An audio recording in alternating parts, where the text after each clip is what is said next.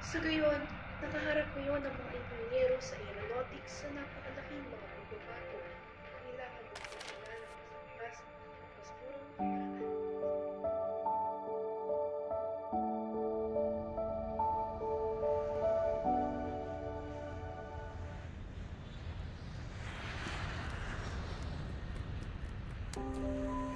Pedro, anak, huwag masyadong lalayo ha.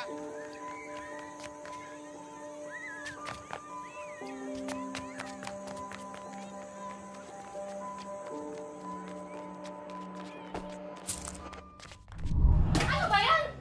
Amoyala ka na naman? Ba't pinamahalag yung pera natin? Pinagkakasya ko? Nagasing ka ba? Dada ka lang, dada! Alam mo, sakit-sakit mo sa tenga ang hinihinay mo! Aba! Sumasagot ka ba? Ah!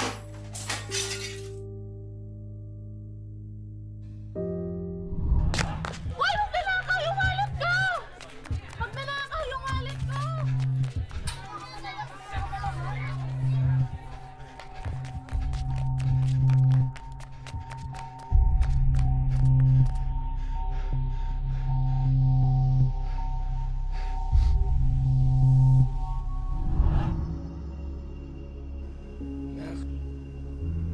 Nak, ito nga pala yung reseta.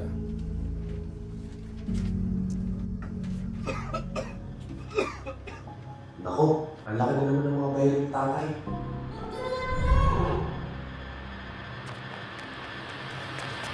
Tulungan niyo ako! Huwag nanakaw!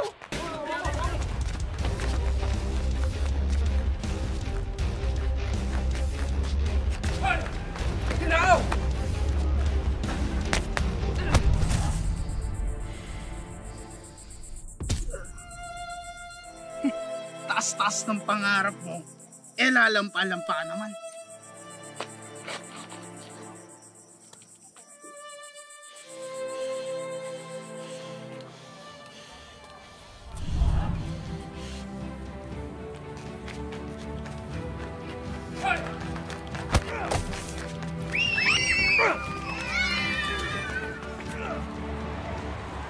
Buhay?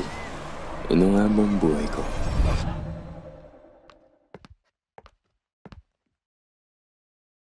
Ang buhay ko'y parang isang eroplano.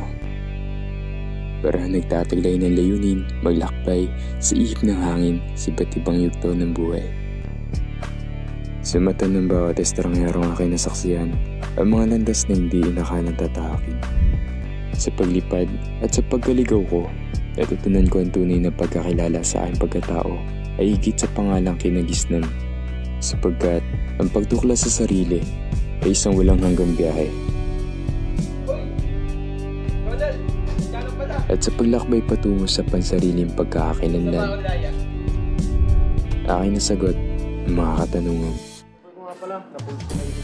Ikaw na bahala dito. Pasok muna tayo, nihintay ka ng tatay mo.